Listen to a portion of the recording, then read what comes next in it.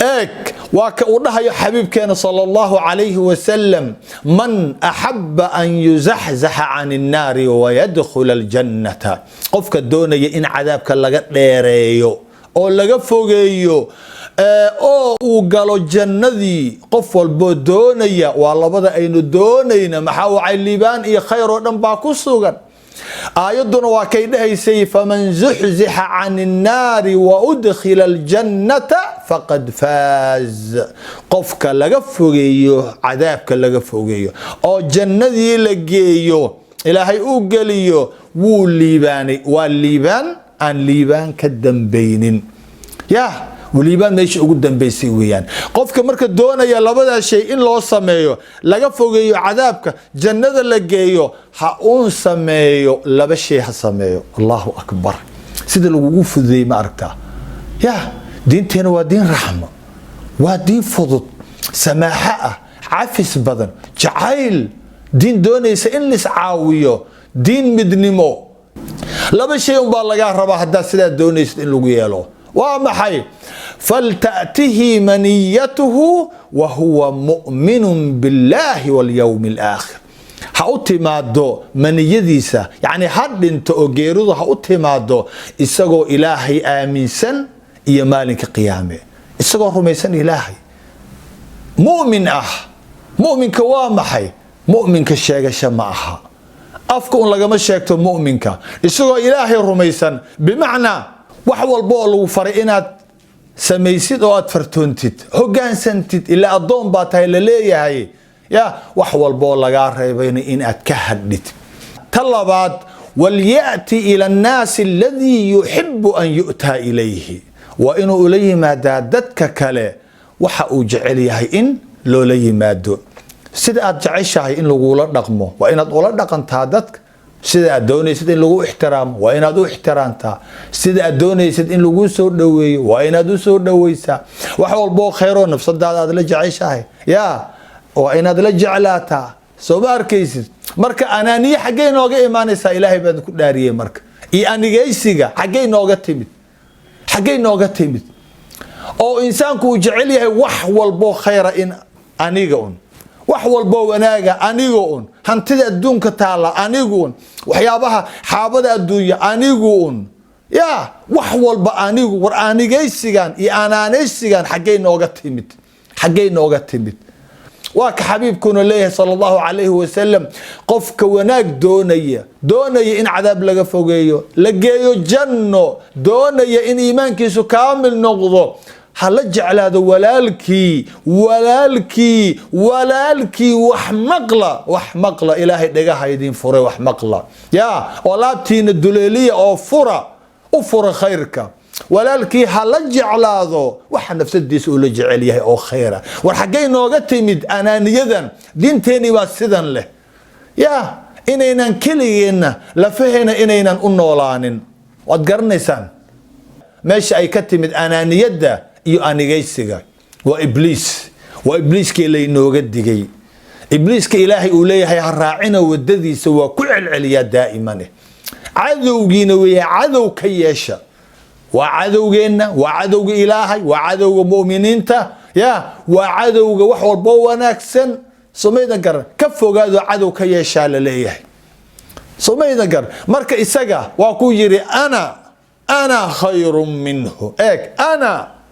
أنا خير منه أنا كخير بدن آدم بوليه نبي الله آدم يا أبونا آدم عليه وعلى نبينا الصلاة والسلام أسجد مركلي سين وسجود يا أبوي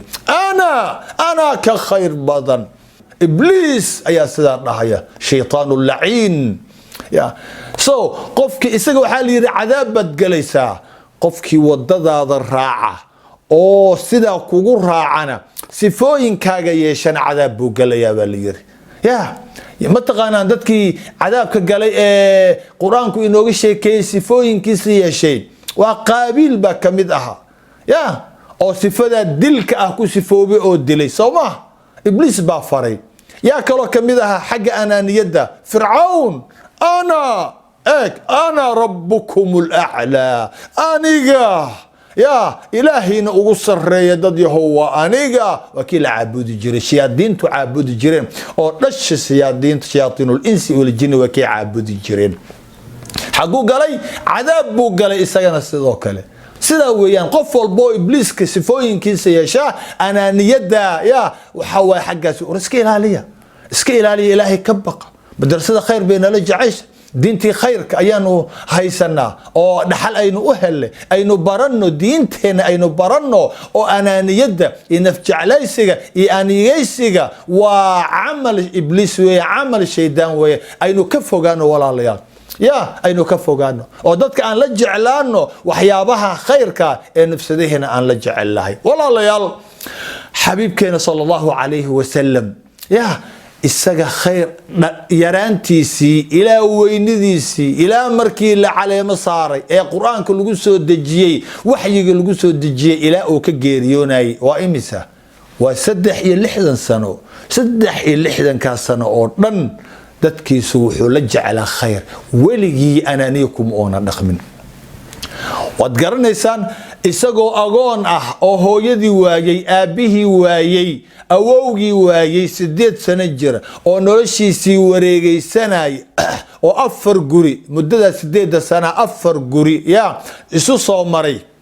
ayaa haddana eeg faraxsan oo intuu marada dhaxda ku xidho ushiisa qaato magaalada makaduleedkeeda ari ku raacaya oo shilimaadku uu soo qaato u keenaya adeerkii Aba Talib u keenaya oo doonaya wiilasha ka waaweyn ee adeerkii dhalay inuu la koriyo ayuu doonaya sallallahu alayhi eeg khayrka isaga kaliya ma markii raashinka goonida loogu guray wuu diiday waxba loo yar qarin jiray adeerka waxa kala dardaarmay awowgii Abdul Muttalib laakiin wuu diidi jiray mayuu leeyahay kaligay inaan wax cuna xaasha caab weeyaan waa inay walaalo ila cunaan saxanka marka la keeno isaga bilaabi jiray ilaahay waa barakeyn jiray markii dambe shaqo uu aaday aribu u raaci jiray ilmaha yar yar isagoo agoon oo 8 jira ayuu dhaqaaleyn jiray eeg khayrka sidoo ula jecel yahay walaalihi idriskiisa waligii xabiibka sallallahu alayhi wasallam alayhi meelu jooga lama nacin Allahu akbar eeg waaya haye ka soco 12 jirkiisa ilaa 25 jirkiisa waa ku ariga waa ku ganacsiga sameyn jiray إلى إيو ماركتاي دينعا إيو شام واكو آدايو واكي او ماركتاي خديجة وناقيسي خير كيسي إيو دي واكي ماركتاي فضلقيسي أي جعلاتي أو أي قورستي لعكم أين قورسنين لكن محيكو قورستي وإيمان كيسة أخلاق ديسة لقن كيسة إيوه عاون تيسة أيكو قورستي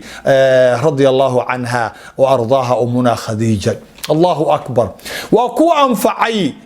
مركي أي قريش لبي توان كودا قبيل أي ربين إن استقالان أو يسكت دقالان مركي كعبد انت الدوميي أو هدنا الله ديسي ليسكت دقالي دقا حيات دقايا حجر الأسود يا قلنا يا بوس كيسا وكيل يري قف والبقوليه أنا قلنا مركاسا انت لسوقاتي ورمو أيا ديق انت لكيني بالدي لوشوا ورميه لو دقشتي بمعنى وإنو دقال يا دحدحاديه يا خيرك إن ودي يوناق يا لجعل هذا حبيبك صلى الله عليه وسلم يا وبد باديي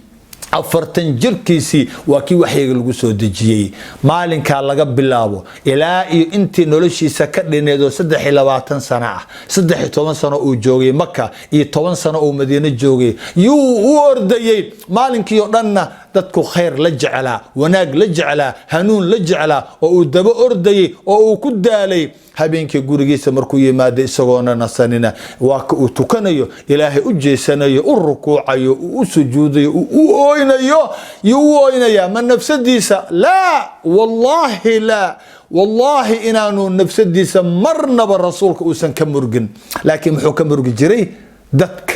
ayuu ka murgi jiray ilaahay buu u bari jiray waa dadku maanta oo dhan uu maaragtay ku dhex jiray oo uu daba ordayay ayuu leeyahay ilaahu kuwan soo hanuuni ilaahu kuwan badbaadi ayuu leeyahay marna uu boorinayo taas ficilkay ahayd hadalkiina waa uu leeyahay qofkii arrimaha mu'miniinta muslimiinta ka murginaga mid ma ah waa ka uu dhah sallallahu alayhi wasallam